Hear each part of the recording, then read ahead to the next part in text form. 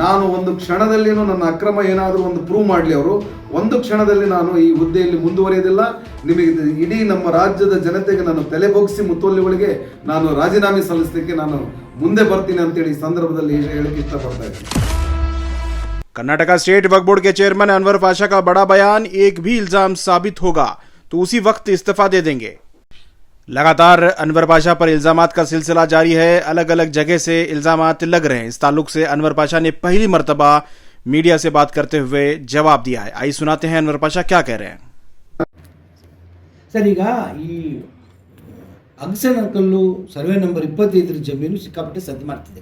ಒತ್ತುವರಿ ಆರೋಪ ಇದೆ. ಅದರಲ್ಲಿ ಪ್ರಮುಖವಾಗಿ ನಿಮ್ಮ ಹೆಸರಿದೆ. ಇದ್ರ ಬಗ್ಗೆ ಏನು ಹೇಳ್ತೀರಿ? ನೋಡಿ, ಈಗ ನಾನು ಕರ್ನಾಟಕ ರಾಜ್ಯ ವಕ್ಫ್ ಮಂಡಳಿಯಲ್ಲಿ 18-19ರಲ್ಲಿ ಪ್ರಥಮವಾಗಿ ಚುನಾವಣೆಯಲ್ಲಿ ನಾನು ಗೆಲುವನ್ನು ಸಾಧಿಸಿದ್ದೆ. ನಾನು 2019ರಲ್ಲಿ ಚುನಾವಣೆ ನಿಂತಾಗ ಯಾವಾಗ ನಾನು ಯಾವುದಾದ್ರೂ ಚುನಾವಣೆ ವಕ್ಫ್ ಬೋರ್ಡಿಂದ ಬರ್ತಾವೋ ಇದನ್ನು ತರ್ತಾರೆ, ಬೇರೆ ಸಂದರ್ಭದಲ್ಲಿ ಇದು ಬರಲ್ಲ. ಈ ಒಂದು ಅಗಸನಕಲ್ಲಿನ ಖಬರಸ್ಥಾನಕ್ಕೂ ನನಗೂ ಯಾವುದೇ ರೀತಿಯ ಸಂಬಂಧ ಇಲ್ಲ. ಯಾಕೆ ಅಂತ ಹೇಳ್ತಾ ಇದ್ದೀನಿ. ಅಗಸನಕಲ್ ಖಬರಸ್ಥಾನ ಪಕ್ಕದಲ್ಲಿ ನಂದು ಜಮೀನೇ ಇಲ್ಲ, ಅದು ಬೇರೆಯವರು ಪಟ್ಟ ಜಮೀನದು. ಇದ್ರದ್ದು ನಾನು ಒಂದು 5 ನಿಮಿಷದಲ್ಲಿ ನಿಮಗೆ ವಿವರವಾಗಿ ಹೇಳಕ್ಕೆ ಬಯಸ್ತಾ ಇದ್ದೀನಿ. ಚಿತ್ರದುರ್ಗದಲ್ಲಿ ಮಕ್ಕಾ ಮಸೀದಿಯ ಅಧ್ಯಕ್ಷರಾದ ಮೊಹಮ್ಮದ್ ನೂರುಲ್ಲಾ ಪಟೇಲ್ ರವರು, ಹಿರಿಯ ವಕೀಲರಾದ ರಹೀಂ ಸಾಹೇಬ್ರವರು, ಖಾದರ್ ಬಾಷಾ ಸಾಹೇಬ್ರವರು, ಇನ್ನು ಇತರರು ಎಲ್ಲರೂ ಸೇರಿ 1986ರಲ್ಲಿ ಮುಸ್ಲಿಂ ಜನಾಂಗಕ್ಕೆ ಒಂದು ಖಬರಸ್ಥಾನಕ್ಕೋಸ್ಕರ ಒಂದು ಅರ್ಜಿಯನ್ನು ಜಿಲ್ಲಾಧಿಕಾರಿಗೆ ಕೊಡ್ತಾರೆ. ಆ ಅರ್ಜಿಯನ್ನು ಜಿಲ್ಲಾಧಿಕಾರಿಯವರು ತಹಸೀಲ್ದಾರಿಗೆ, ಅಸಿಸ್ಟೆಂಟ್ ಕಮಿಷನರ್ಗೆ, ಸಿರಸ್ದಾರಿಗೆ ಸರ್ವೆ ನಂಬರ್ 11ರಲ್ಲಿ ಯಾವುದಾದ್ರೂ ಜಾಗ ಇದ್ದರೆ, ಖಬರಸ್ಥಾನಕ್ಕೆ ಬರುವಂಥ ಜಾಗ ಇದ್ದರೆ ಅದನ್ನು ಹುಡುಕಿ ನಮಗೆ ಕೊಡಿ ಅಂತಂತೇಳಿ ಅವರು ತಹಸೀಲ್ದಾರರಿಗೆ, ಅಸಿಸ್ಟೆಂಟ್ ಕಮಿಷನರ್ಗೆ, ಜಿಲ್ಲಾಧಿಕಾರಿ ಲೆಟರ್ ಕೊಡ್ತಾರೆ. ಅವರು ಬಂದು ಸ್ಪಾಟ್ ವಿಸಿಟ್ ಮಾಡಿ ಸರ್ವೆ ನಂಬರ್ 11ರಲ್ಲಿ ಗುಡ್ಡಕ್ಕೆ ಹೊಂದಿಕೊಂಡಂತೆ ಸ್ವಲ್ಪ ಜಮೀನಿದೆ, ಅದು ಕಲ್ಲು ಗುಡ್ಡಗಳಿಂದ ಕೂಡಿರೋಂಥ ಜಮೀನೇ ಅಂತ ಅವರು ಅದರಲ್ಲಿ ಆರ್ಡ್ರಲ್ಲಿ ಕೊಡ್ತಾರೆ. 1986-87 ಏನು ಇವರು ಸ್ಯಾಂಕ್ಷನ್ ಆರ್ಡ್ರಲ್ಲಿದೆ, ಆ ಸ್ಯಾಂಕ್ಷನ್ ಆರ್ಡ್ರಲ್ಲಿ ಕರೆಕ್ಟಾಗಿ ಅಲ್ಲಿ ಕಲ್ಲು ಗುಡ್ಡಗಳಿಂದ ಕೂಡಿರೋಂಥ ಗುಡ್ಡಕ್ಕೆ ಹೊಂದಿಕೊಂಡಿರುವಂಥ ಪ್ರದೇಶ ಅಂತ ಹೇಳ್ತಾರೆ. ಅಂಥ ಜಮೀನನ್ನು ಇವರು ಸ್ಯಾಂಕ್ಷನ್ ಮಾಡ್ತಾರೆ. ಅದರಲ್ಲಿ ಚೆಕ್ ಬಂದಿ ಬರೀತಾರಲ್ಲ, ಸ್ಯಾಂಕ್ಷನ್ ಆರ್ಡ್ರಲ್ಲಿ ಚೆಕ್ ಬಂದಿ ಬರೀತಾರೆ. ಪೂರ್ವಕ್ಕೆ ಯಾರಿದ್ದಾರೆ, ಉತ್ತರಕ್ಕೆ ಯಾರಿದ್ದಾರೆ, ದಕ್ಷಿಣಕ್ಕೆ ಯಾರಿದ್ದಾರೆ ಅಂತಂತೇಳಿ. ಪಕ್ಕದ 4 ಎಕರೆ ಜಮೀನು 1986-87 ಇವರು 6 ಎಕರೆ ಜಮೀನನ್ನು ಮುಸ್ಲಿಂ ಖಬರಸ್ಥಾನ ಕೊಡಬೇಕಾದ್ರೆ ಇವರು ನಮ್ಮ ಹಯಾತ್ ಸಾಹಿಬರ ಜಮೀನು ಇದೆ ಅಂತೇಳಿ ಅವ್ರು ಬರೀತಾರೆ. ಎಲ್ಲಿ ನಿಮ್ಮ ಚೆಕ್ ಬಂದಿಯಲ್ಲಿ ಬರೀತಾರೆ. ಅಂದರೆ ಅದರ ಅರ್ಥ ನಾನು ಯಾಕೆ ಹೇಳ್ತಾ ಇದ್ದೀನಿ ಅಂದರೆ, ಹಯಾತ್ ಸಾಹಿಬರ ಜಮೀನು ಅಲ್ಲಿ ಇದೆ ಅಂತ 1986-87ರಲ್ಲಿ ಚೆಕ್ ಬಂದಿಯಲ್ಲಿ ಇವರ ಸ್ಯಾಂಕ್ಷನ್ ಆರ್ಡ್ರಲ್ಲೇ ತೋರಿಸಿರ್ತಾರೆ. ಅದನ್ನು ಅಸಿಸ್ಟೆಂಟ್ ಕಮಿಷನರು ಚೆಕ್ ಬಂದಿಯಲ್ಲಿ ಅದನ್ನು ಬೇಕಾದ್ರೆ ಕೊಡ್ಬೋದು.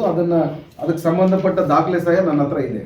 ಆಮೇಲೆ ಈ ಜಮೀನು 1998ರಲ್ಲಿ ಸರ್ವೆ ನಂಬರ್ 11ರಿಂದ ಪೋಡ್ ಮಾಡಿ ಸರ್ವೆ ನಂಬರ್ 24 ಅಂತಂತೇಳಿ ಖಬರಸ್ಥಾನ್ ಜಮೀನನ್ನ ಪೋಡ್ ಮಾಡಿ ಕೊಡ್ತಾರೆ. ಪೋಡ್ ಮಾಡಿ ಕೊಟ್ಟಂಥ ಜಮೀನನ್ನ ನಾನು 2004ರಲ್ಲಿ ಜಿಲ್ಲಾ ವಕ್ಫ್ ಸಲಹಾ ಅಧ್ಯಕ್ಷನಾಗಿ ನಾನು ಅಲ್ಲಿ ಕಾರ್ಯನಿರ್ವಹಿಸ್ತಿರ್ತೀನಿ. ಅಂತಹ ಸಂದರ್ಭದಲ್ಲಿ 2004ರಲ್ಲಿ 6 ಎಕರೆ ಜಮೀನನ್ನು ನಾನು ವಕ್ಫಿಗೆ ಸೇರಿಸ್ಕೊಳ್ತಿರೋದೇ ನಾನೇ. 2004ರಲ್ಲಿ ಆ ಜಮೀನನ್ನು ವಕ್ಫಲ್ಲಿ ನಾನು ಜಿಲ್ಲಾ ಅಧ್ಯಕ್ಷ ಆದಾಗ ನಾನೇ ಅದನ್ನು ವಕ್ಫಿಗೆ ನಾನು ತೊಗೊಂಡಿರೋದು. ಅಂತಹ ಜಮೀನನ್ನು ನಾನು ತೊಗೊಂಡಿರೋಂಥ ವ್ಯಕ್ತಿ, ನಾನು ಅದರಲ್ಲಿ ಯಾವುದೇ ರೀತಿಯ ಮೋಸ ಮಾಡಲಿಕ್ಕೆ ನಾನು ಹೋಗೋದೂ ಇಲ್ಲ. ಅಂಥ ಪರಿಸ್ಥಿತಿ ನನಗೆ ದೇವರು ಕೊಟ್ಟೂ ಇಲ್ಲ. ಇದು ಇಷ್ಟು ಮಾತ್ರ ಇದರ ಬಗ್ಗೆ ನಾನು ಹೇಳಬಲ್ಲೆ. ಇದರಲ್ಲಿ ಈ ಅಗಸನಕಲ್ ಖಬರಸ್ಥಾನಿಗೂ ನನಗೆ ಯಾವ ರೀತಿ ಯಾಕೆ ಇವರು ನನ್ನ ಮೇಲೆ ಸುಳ್ಳು ಆರೋಪಗಳನ್ನು ಮಾಡ್ತಾ ಇದ್ದಾರೆ ಅಂತಂದರೆ, 2011ರಿಂದ ನಾನು ಒಬ್ಬೊಡೆ ಎಲೆಕ್ಷನ್ ಚುನಾವಣೆಯಲ್ಲಿ ಸತತವಾಗಿ ನಾನು 3 ಚುನಾವಣೆಯಲ್ಲಿ ನಾನು ನಿಂತ್ಕೊಂಡಾಗ ನನಗೆ ನನ್ನ ಅಪೋಸ್ ಆಗಿ ನನಗೆ ವಿರುದ್ಧವಾಗಿ ನಿಂತ್ಕೊಂಡಿರೋಂಥ ವ್ಯಕ್ತಿಗಳು ಅವ್ರು ಗೆಲ್ಲಕ್ಕಾಗದಲೇ ಇದನ್ನೆಲ್ಲ ಪಿತೂರಿಯನ್ನು ಅವರು ಮಾಡ್ತಾ ಇದ್ದಾರೆ. ಈಗಲೂ ಅಷ್ಟೇ ಅಧ್ಯಕ್ಷರ ಚುನಾವಣೆ ಇದೆ, ಬರುವಂಥ ದಿನಗಳಲ್ಲಿ ಅಧ್ಯಕ್ಷರ ಚುನಾವಣೆ ಇದೆ. ಅಧ್ಯಕ್ಷರ ಚುನಾವಣೆಯಲ್ಲಿ ಇವರಿಗೆ ಸುಮ್ಮನೆ ಕೆಟ್ಟ ಹೆಸರು ಮಾಡಬೇಕು, ಸಮಾಜದಲ್ಲಿ ಇವರಿಗೆ ಕೆಟ್ಟ ಹೆಸರು ಬರಬೇಕು ಅಂತೇಳಿ ಇವರು ಇದನ್ನು ನನ್ನ ತೇಜೋವಧೆ ಮಾಡಲಿಕ್ಕೆ ಇವರು ಪಿತೂರಿಯನ್ನು ಮಾಡಿಕೊಂಡು ಒಂದು ವ್ಯವಸ್ಥಿತವಾದ ಇವ್ರದ್ದು ಪಿತೂರಿ. ಇದು ವ್ಯವಸ್ಥಿತವಾದ ಒಂದು ಪಿತೂರಿಯಲ್ಲಿ ಕೆಲವಷ್ಟೇ ಜನ, ಅದು ಚಿತ್ರದುರ್ಗದಲ್ಲಿ ಪಾಪ ಎಲ್ಲ ಭಾಳಷ್ಟು ಜನಸಂಖ್ಯೆ ಇದೆ ನಮ್ಮದು, ಕೆಲವಷ್ಟು ಜನರೇ ಇದನ್ನು ಮಾಡ್ತಾ ಇರೋದು. ಆ ರೀತಿ ನಾನೇನಾದರೂ ಅಲ್ಲಿ ಚಿತ್ರದುರ್ಗದಲ್ಲಿ ಇದನ್ನು ಮಾಡಿದರೆ ಇಡೀ ಜನ ಸಮೂಹನೇ ನನ್ನ ವಿರುದ್ಧ ಬೀಳಬೇಕಾಗಿತ್ತು. ನನಗೆ ಇಡೀ ರಾಜ್ಯದಲ್ಲಿ ಅತಿ ಹೆಚ್ಚಿನ ಮತಗಳನ್ನು ಕೊಟ್ಟು 410 ಮತಗಳನ್ನು ಕೊಟ್ಟು ಗೆಲ್ಲಿಸಿರುವಂಥ ಮುತೋಲಿ ಸಮುದಾಯ.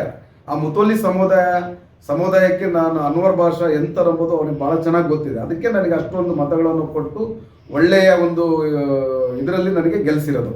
ಇಷ್ಟು ಮಾತ್ರ ನಾನು ಹೇಳ್ತೀನಿ. ಈ ಕಬ್ರಸ್ಥಾನಕ್ಕೆ ನನಗೆ ಯಾಕೆ ಇವರು ಹೊಂದಾಣಿಕೆಯಲ್ಲಿ ಒತ್ತುವರಿ ಮಾಡಿದ್ದಾರೆ ಅಂತ ಪದೇ ಪದೇ ಹೇಳ್ತಾರಂತಂತೇಳಿ, ಇಲ್ಲಿ ಈ ಕಬ್ರಸ್ಥಾನ್ ಪಕ್ಕದಲ್ಲಿ ಹಯಾತ್ ಸಾಬಿ ಅವ್ರದ್ದು 4 ಎಕರೆ ಜಮೀನಿತ್ತು. ಜಮೀನು ಇವ್ರಿಗೆ ಹೆಂಗೆ ಬಂತಿದ್ದು ಜಮೀನು ಅಂತಂತಂದ್ರೆ, ಹಯಾತ್ ಸಾಬಿ ಅವ್ರ ಜಮೀನಿದು, ಅನ್ವರ್ ಭಾಷಾ ಅವ್ರ ಜಮೀನಲ್ಲ, ಅನ್ವರ್ ಭಾಷಾ ಅವ್ರ ಅಪ್ಪಂದು ಜಮೀನಲ್ಲ, ಅನ್ವರ್ ಭಾಷಾ ಅವ್ರ ತಾತಂದು ಜಮೀನಲ್ಲ. ಇದು ಕಬ್ರಸ್ಥಾನ್ಗೆ ಹೊಂದ್ಕೊಂಡಂತೆ ಸರ್ಕಾರದವರು ಎಲ್ಲಿ ಜಮೀನು ಕೊಟ್ಟಿದ್ದಾರೆ ಕಬ್ರಸ್ಥಾನಕ್ಕೆ, ಅಕ್ಸನ್ ಕಲ್ಲಲ್ಲಿ ಸರ್ವೆ ನಂಬರ್ ಅದು 24, ಅದಕ್ಕೆ ಹೊಂದಿಕೊಂಡಂತೆ ಸರ್ವೆ ನಂಬರ್ 25ರಲ್ಲಿ ಹಯಾತ್ ಸಾಹೇಬ್ ಅವರ ಜಮೀನಿದೆ. ಆ ಹಯಾತ್ ಸಾಹೇಬ್ ಅವರ ಜಮೀನು ಅವರಿಗೆ 1900 ಸ್ವತಂತ್ರಕ್ಕೆ 47ಕ್ಕಿಂತ ಮುಂಚೆ ಕಂದಾಯ ಗ್ರಾಮ ಆಗಿರ್ತದೆ. ಅಕ್ಸನಕಲ್ ಕಂದಾಯ ಗ್ರಾಮ ಆಗಿರೋದ್ರಿಂದ ಆ ಕಂದಾಯ ಗ್ರಾಮದ ಇನಾಮ್ ಜೋಡಿ ಗ್ರಾಮ ಅದು. ಆ ಇನಾಮ್ ಜೋಡಿ ಗ್ರಾಮದ ಹಕ್ಕುದಾರರು ವೆಂಕಟ ಭೀಮಾಚಾರ್ಯ ಅಂತ ಇರ್ತಾರೆ. ಅವರು ವೆಂಕಟೇಶ್ ಭೀಮಾಚಾರ್ಯರು 1949ರಲ್ಲಿ ಹಯಾತ್ ಸಾಬ್ ಅವರಿಗೆ ಅದನ್ನು ಸಬ್ ರಿಜಿಸ್ಟ್ರಾರ್ ಚಿತ್ರದುರ್ಗದಲ್ಲಿ ವ್ಯಾಲ್ಯೂಯೇಷನ್ ಮಾಡಿ ಅವರಿಗೆ ಕ್ರಯಕ್ಕೆ ಬರ್ಕೊಟ್ಟಿರ್ತಾರೆ. ಅದು 4 ಎಕರೆ ಜಮೀನು. ಇದು ಹಯಾತ್ ಸಾಬ್ ಅವರಿಗೆ ಬಂದಂಥ ಜಮೀನಿದು. ಮೂಲ ಹೆಂಗೆ ಬಂತಂತ ನಾನು ಹೇಳ್ತಾ ಇದ್ದೀನಿ ಇದನ್ನು. ಈ ಜಮೀನಿನಲ್ಲಿ ಅವರು ಇನಾಮ್ ರದ್ದಾಯಿತಿ ಆ್ಯಕ್ಟಲ್ಲಿ 1953-54ರಲ್ಲಿ ಇದು ಭಾರತ ಸರ್ಕಾರ ಇನಾಮ್ ರದ್ದಾಯಿತಿ ಆ್ಯಕ್ಟ್ ಅನ್ನೋ ಕಾನೂನನ್ನು ಜಾರಿಗೆ ತರ್ತಾರೆ. ಅಂಥ ಸಂದರ್ಭದಲ್ಲಿ ಹಯಾತ್ ಸಾಹೇಬರು ಏನು ಇವರು ಇನಾಮ್ ಲ್ಯಾಂಡ್ ವೆಂಕಟ ಭೀಮಾಚಾರ್ಯ ಹತ್ರ ತಗೊಂಡಿದ್ರು, ಮತ್ತೆ ಅವರು ಅರ್ಜಿಯನ್ನು ಕೊಟ್ಟು ಇನಾಮ್ ರದ್ದಾಯಿತಿ ಆ್ಯಕ್ಟಲ್ಲಿ ಮತ್ತೆ ಪುನಃ ಅವರು ಓನರ್ಶಿಪ್ಪನ್ನು 2ನೇ ಬಾರಿ ಓನರ್ಶಿಪ್ಪನ್ನು ಪಡ್ಕೊಳ್ತಾರೆ. ಈ ಜಮೀನು ಹೆಂಗೆ ಬಂತು ಅಂತ ಹೇಳ್ತಾ ಇದ್ದೀನಿ ಇದ್ರ ಬಗ್ಗೆ. ಈ ಒಂದು ಇನಾಮ್ ಆ್ಯಕ್ಟಲ್ಲಿ ಬಂದಿರೋಂಥ ಜಮೀನನ್ನು 2013-14ರಲ್ಲಿ ಹಯಾತ್ ಸಾಹಿಬರ ಮೊಮ್ಮಕ್ಕಳಾದ 5 ಜನ ಮೊಮ್ಮಕ್ಕಳಿದ್ದಾರೆ. ಅವರು ಸನಾವುಲ್ಲಾ, ಮುಹೀಬು, ಮುಜೀಬು ಮತ್ತು ಜಾಕೀರ್ ಅಂತಂತೇಳಿ ಇವರು 5 ಜನ ಮೊಮ್ಮಕ್ಕಳು ಅದನ್ನು 13-14ರಲ್ಲಿ ಇತ್ತೀಚೆಗೆ ತಾನೇ ಮುಕ್ತಾಯಗೊಂಡ ವಕ್ಫ್ ಬೋರ್ಡ್ ಚುನಾವಣೆಯಲ್ಲಿ ಅಕ್ರಮ ನಡೆದಿದೆ ಎಂಬ ಆರೋಪ ಇದೆ. ಇದಕ್ಕೆ ನೀವೇನು ಹೇಳ್ತೀರಿ? ನೋಡಿ, ವಕ್ಫ್ ಬೋರ್ಡ್ ಚುನಾವಣೆಯಲ್ಲಿ ಯಾವುದೇ ರೀತಿಯ ಅಕ್ರಮ ನಡೆದಿಲ್ಲ. ಆಮೇಲೆ ಒಂದು ವೇಳೆ ಅಕ್ರಮ ನಡೆದಿದ್ರು ನನಗೂ ವಕ್ಫ್ ಬೋರ್ಡ್ ಚುನಾವಣೆಗೂ ಸಂಬಂಧ ಇಲ್ಲ. ಯಾಕೆ ಅಂದರೆ ಅದು ನಿಖರವಾಗಿ ರೀಜನಲ್ ಕಮಿಷನರು ಎನ್ರೋಲ್ಮೆಂಟ್ ಮಾಡೋದು ಅವರೇ, ವೋಟರ್ ಲಿಸ್ಟ್ ಅವರೇ ಮಾಡೋದು, ಅದು ಫೈನಲ್ ಆಗಿ ಎಲೆಕ್ಷನ್ ಮಾಡೋದು ಅವರೇ. ವಕ್ಫ್ ಬೋರ್ಡ್ಗೂ ರೀಜನಲ್ ಕಮಿಷನರ್ಗೂ ಸಂಬಂಧ ಇಲ್ಲ. ಕಂಪ್ಲೀಟ್ ಆಗಿ ಅವರು ರೀಜನಲ್ ಕಮಿಷನರೇ ಯಾರು ಎಲಿಜಿಬಲ್ ಇದ್ದಾರೆ ಅವ್ರದ್ದು ಎನ್ರೋಲ್ಮೆಂಟ್ ಮಾಡ್ತಾರೆ, ಯಾರು ಎಲಿಜಿಬಲ್ ಇಲ್ಲ ಅವ್ರದ್ದು ಎನ್ರೋಲ್ಮೆಂಟ್ ಮಾಡೋದಿಲ್ಲ. ಅದು ಕಂಪ್ಲೀಟ್ ಚುನಾವಣೆ ಪ್ರಕ್ರಿಯೆ ಎಲ್ಲ ಅದು ರೀಜನಲ್ ಕಮಿಷನರ್ ಬೆಂಗಳೂರು ಡಿವಿಷನ್ ಅವರಿಗೆ ಸಂಬಂಧಪಟ್ಟಿದ್ದ ವಿಚಾರ. ಅದು ಆ ಎನ್ರೋಲ್ಮೆಂಟ್ಗೂ ಆಮೇಲೆ ವಕ್ಫ್ ಬೋರ್ಡ್ ಚುನಾವಣೆ ಆಗಿರೋದಕ್ಕೂ ನಮಗೂ ಯಾವುದೇ ರೀತಿಯ ಅದು ಸಂಬಂಧನೇ ಇಲ್ಲ. ಅದು ಅಕ್ರಮಣ, ಯಾವ ರೀತಿಯೂ ಅಕ್ರಮಣವೂ ಆಗಿಲ್ಲ. ಯಾಕೆ ಅಂತಂತಂದರೆ ಚುನಾವಣೆಯಲ್ಲಿ ಎಲ್ಲ ಪ್ರಕ್ರಿಯೆಯನ್ನು ಎವರಿ ಡೇಟ್ ಸಮೇತ ಅವ್ರು ಕೊಡ್ತಾರೆ. ಇಂಥ ಡೇಟಿಂದ ಇಂಥ ಡೇಟಿಗೆ ನಾವು ಚುನಾವಣೆ ಪ್ರಕ್ರಿಯೆಯನ್ನು ಪ್ರಾರಂಭಿಸಿದ್ದೀವಿ, ಇಂಥ ದಿನಾಂಕದಿಂದ ಇಂಥ ದಿನಾಂಕದವರೆಗೆ ನೀವು ಯಾರಾದರೂ ಎನ್ರೋಲ್ಮೆಂಟ್ ಮಾಡೋರು ಇದ್ದರೆ ನೀವು ಬಂದು ಇಲ್ಲಿ ನಮ್ಮ ಆಫೀಸಿಗೆ, ರೀಜನಲ್ ಕಮಿಷನರ್ ಆಫೀಸಿಗೆ ನಿಮ್ಮ ಅರ್ಜಿಯನ್ನು ಕೊಟ್ಟು ನಿಮ್ಮ ದಾಖಲಾತಿಯನ್ನು ಕೊಟ್ಟು ಎನ್ರೋಲ್ ಮಾಡಿಸ್ಬೋದು. ಎನ್ರೋಲ್ ಆದ ನಂತರ 15 ಡೇಸ್ ಅವರಿಗೆ ಅಬ್ಜೆಕ್ಷನಿಗೂ ಲೀಸ್ಟ್ ಕೊಡ್ತಾರೆ. ಅಂಥ ಸಂದರ್ಭದಲ್ಲಿ ಯಾವುದಾದ್ರೂ ಅಕ್ರಮ ನಡೆದಿದ್ರೆ ಆ 15 ಡೇಸ್ ಒಳಗೆ ಇವರು ಅರ್ಜಿ ಕೊಡ್ಬೋದಾಗಿತ್ತು. ಚುನಾವಣೆ ಪ್ರಕ್ರಿಯೆಯಲ್ಲಿ ಏನಾದರೂ ಅಡೆತಡೆ, ಏನಾದರೂ ತೊಂದರೆಗಳು ಅಥವಾ ಹೆಚ್ಚು ಕಡಿಮೆ ಏನಾದರೂ ಅಲ್ಲಿ ಆಗಿದ್ದರೆ ಅವಾಗಲೇ ಅವರು ತಡೆ ಹಿಡಿಬೋದಾಗಿತ್ತು. ಚುನಾವಣೆ ಮುಗಿದು 4 ತಿಂಗಳಾದಮೇಲೆ ಇವರು ಯಾವುದೋ ರಾಜಕೀಯ ತೇಜೋವಧೆ ಮಾಡಲಿಕ್ಕೆ ಯಾರೋ ಸೋತಿರೋ ಕ್ಯಾಂಡಿಡೇಟು ನಮ್ಮನ್ನು ಗೆದ್ದಿಲ್ಲ ಅನ್ನೋ ಉದ್ದೇಶದಿಂದ ಇದನ್ನ ಇಟ್ಕೊಂಡು ಇವರು ಮಾತಾಡ್ತಿರೋದು ಇದು ಸರಿಯಲ್ಲ. ಇಲ್ಲಿ ಯಾವುದೇ ರೀತಿಯ ಚುನಾವಣೆಯಲ್ಲಿ ಏನೂ ಆಗಿಲ್ಲ. ನಮ್ಮ ರೀಜನಲ್ ಕಮಿಷನರ್ ಅವರವರು ಕ್ರಮಬದ್ಧವಾಗಿ ಕಾನೂನುಬದ್ಧವಾಗಿ ಚುನಾವಣೆ ಪ್ರಕ್ರಿಯೆ ಮುಗಿಸಿರ್ತಾರೆ. ಸರ್, ಈಗ ವಕ್ಫ್ ಬೋರ್ಡ್ನಲ್ಲಿ ತಮ್ಮ ಅಧಿಕಾರಾವಧಿಯಲ್ಲಿ ಅಕ್ರಮ ನಡೆದಿದೆ, ಅನುದಾನ ಹಂಚಿಕೆಗಳಲ್ಲಿ ವ್ಯತ್ಯಾಸ ಆಗಿದೆ ಅನ್ನೋದು ಇನ್ನೊಂದು ಆರೋಪ ಇದೆ. ನೋಡಿ ಸರ್, ಈಗ ಒಬ್ಬರ ಮೇಲೆ ಸುಮ್ಮನೆ ದೂರು ಸಲ್ಲಿಸೋದು ಭಾಳ ಈಜಿ. ಅದನ್ನು ಪ್ರೂವ್ ಮಾಡ್ಬೇಕಲ್ಲ. ಆ ದೂರನ್ನು ಪ್ರೂವ್ ಮಾಡಿದಾಗ ಮಾತ್ರ ಅದು ಸತ್ಯ ಹೊರಗೆ ಬರ್ತದೆ. ನನಗೆ ಗೊತ್ತಿರೋ ಹಾಗೆ ನಮ್ಮ ರಾಜ್ಯದಲ್ಲಿ 2023ರಲ್ಲಿ ಕಾಂಗ್ರೆಸ್ 2024ರಲ್ಲಿ ಕಾಂಗ್ರೆಸ್ ಸರ್ಕಾರ ಏನು ಬಂತು 23-24ರಲ್ಲಿ, ಆ ಸಂದರ್ಭದಲ್ಲಿ ನಮ್ಮ ವಕ್ಫ್ ಸಚಿವರಾದ PZ ಜಮೀರ್ ಅಹಮದ್ ಸಾಹೇಬರವರ ಆಶ್ರಯದಲ್ಲಿ ಅವರ ಒಂದು ಇದರಲ್ಲಿ ನಾವು ಕೆಲಸ ಮಾಡ್ತಾ ಇದ್ದೀವಿ. ನಿಜವಾಗ್ಲೂ ನನಗೆ ಹಿಂದೆ ಯಾವ ರೀತಿ ಮಾಡಿದ್ದಾರೆ ಅಧ್ಯಕ್ಷರು, ಯಾವ ರೀತಿ ಬೋರ್ಡ್ ನಡೆಸಿದ್ದಾರೆ ಅಂತ ನನಗೆ ಬೇಕಾಗಿಲ್ಲ. ಅದ್ರ ಬಗ್ಗೆ ನಾನು ಚರ್ಚೆ ಮಾಡೋಕ್ಕೆ ಇಷ್ಟಪಡಲ್ಲ. ನನ್ನ ಅವಧಿಯಲ್ಲಿ ಜಮೀರ್ ಸಾಹೇಬರವರ ಒಂದು ಸಂಯುಕ್ತ ಆಶ್ರಯದಲ್ಲಿ ಅವರ ಒಂದು ಸಪೋರ್ಟ್ದಿಂದ ನಾವು ನಿಯತ್ತಾಗಿ ಒಂದು ಅರ್ಧ ಕಪ್ ಟೀ ಕುಡ್ದಂಗೆ ಅಲ್ಲಿ ನಾವು ಕೆಲಸ ಮಾಡಿದ್ದೀವಿ. ಹೊಸ ಹೊಸ ಯೋಜನೆಗಳು ತಂದಿದ್ದೀವಿ. ವುಮೆನ್ಸ್ ಕಾಲೇಜ್ ಇರ್ಬೋದು, ಆಂಬುಲೆನ್ಸ್ ವಿಚಾರ ಇರ್ಬೋದು, ಫ್ರೀಜರ್ ವಿಚಾರ ಇರ್ಬೋದು, ಎಲ್ಲ ರೀತಿಯಿಂದ ನಾವು ಹೊಸ ಯೋಜನೆಗಳನ್ನು ಅಲ್ಲಿ ನಾನು ಜಾರಿಗೆ ತಂದಿದ್ದೀನಿ. ಈ ಹೊಸ ಯೋಜನೆಗೆ ಜಾರಿಗೆ ತರಲಿಕ್ಕೆ ಕಾರಣನೇ ನಮ್ಮ ವಕ್ಫ್ ಸಚಿವರಾದ BZ ಜಮೀರ್ ಅಹಮದ್ ಸಾಹೇಬರು. ಅವರ ಒಂದು ಆಶ್ರಯದಲ್ಲಿ ಅವರ ಒಂದು ವೈಯಕ್ತಿಕ ಅವರಿಗೂ ಸಹ ನಮ್ಮ ಕಮ್ಯುನಿಟಿಗೆ, ನಮ್ಮ ಸಮಾಜಕ್ಕೆ ನಾವು ಏನಾದರೂ ಒಂದು ಬದಲಾವಣೆ ತರಬೇಕು ಎಂಬ ಒಂದು ಉದ್ದೇಶ ಇಟ್ಕೊಂಡು ಅವರ ಸ್ವಂತ ಅನುದಾನ ಅಂದರೆ VDP ಅನುದಾನದಲ್ಲಿ ಅವ್ರಿಗೆ ದುಡ್ಡು ಕೊಟ್ಟು ನಮಗೆ ಇಷ್ಟೆಲ್ಲ ಸಹಕಾರ ಮಾಡಿದ್ದಾರೆ. ಯಾಕೆ ಅಂತಂದರೆ ಅವರು ಇದೆಲ್ಲ ಮಾಡಲಿಕ್ಕೆ ಕಾರಣ ಏನು, ನಮ್ಮ ಸಮಾಜದ ಬಗ್ಗೆ ಅವರಿಗೆ ಗೌರವ ಇದೆ, ನಮ್ಮ ಸಮಾಜದ ಬಗ್ಗೆ ಕಾಳಜಿ ಇದೆ, ಸಮಾಜದ ಬಡವರ ಬಗ್ಗೆ, ದೀನದಲಿತರ ಬಗ್ಗೆ ಅವರಿಗೆ ಕಾಳಜಿ ಇರೋದ್ರಿಂದ ಅದಕ್ಕೋಸ್ಕರನೇ ಅದನ್ನು ಒಳ್ಳೊಳ್ಳೆ ಹೊಸ ಹೊಸ ಸ್ಕೀಮ್ಗಳನ್ನು, ಹೊಸ ಹೊಸ ಯೋಜನೆಗಳನ್ನು ಒಗ್ಗೂಡಲ್ಲಿ ಮಾಡಿದ್ವಿ.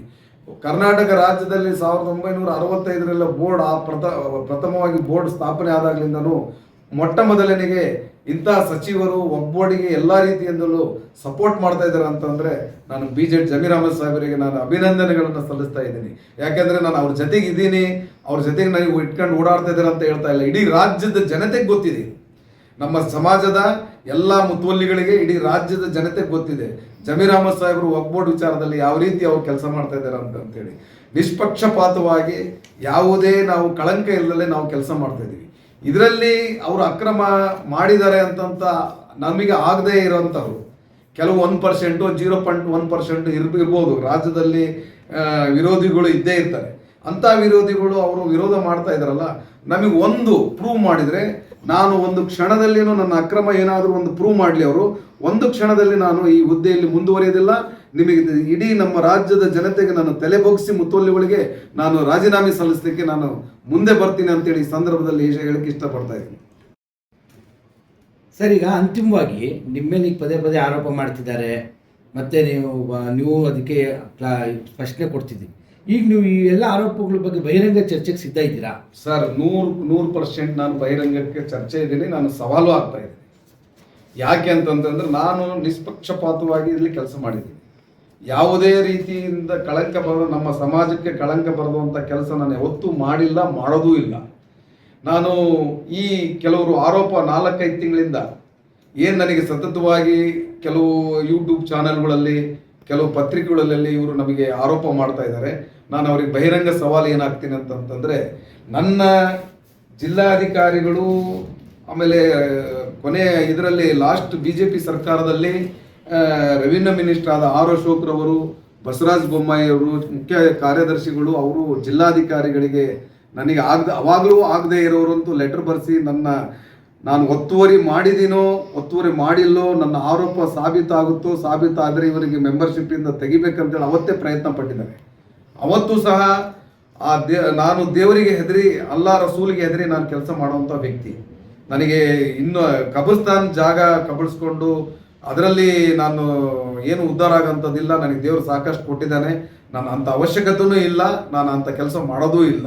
ಒಂದು ಮಾತ್ರ ನಾನು ಹೇಳಲಿಕ್ಕೆ ಇಷ್ಟಪಡ್ತೀನಿ. ಈಗ ನಾನು ಅವರಿಗೆ, ನನ್ನ ವಿರೋಧಿಗಳು ಏನು ಸುಮ್ಮನೆ ಸುಳ್ಳು ಆರೋಪ ಮಾಡ್ತಾ ಇದ್ದಾರೆ, ಅವರಿಗೆ ನಾನು ಬಹಿರಂಗವಾಗಿ ಸವಾಲು, ನಾನು ಏನಾದರೂ ಕಬ್ರಿಸ್ತಾನದಲ್ಲಿ ಒತ್ತುವರಿ ಮಾಡ್ಕೊಂಡಿದ್ದು ನೀವು ದಾಖಲೆ ಸಮೇತ ಅಧಿಕಾರಿಗಳಿಂದ, ಸರ್ವೆ ಡಿಪಾರ್ಟ್ಮೆಂಟಿಂದ ಆಗಲಿ, ಅಸಿಸ್ಟೆಂಟ್ ಕಮಿಷನರಿಂದ ಆಗಲಿ, ತಹಸೀಲ್ದಾರಿಂದ ಆಗಲಿ, ಆಮೇಲೆ ಜಿಲ್ಲಾಧಿಕಾರಿಗಳಿಂದ ಆಗಲಿ, ನೀವು ಒಂದು ದಾಖಲೆ ಪ್ರೂವ್ ಮಾಡಿ ನನಗೆ ತೋರಿಸಿ, ಒಂದು ಕ್ಷಣದಲ್ಲಿ ನಾನು ಅಧಿಕಾರದಲ್ಲಿ ಮುಂದುವರಿದಿಲ್ಲ.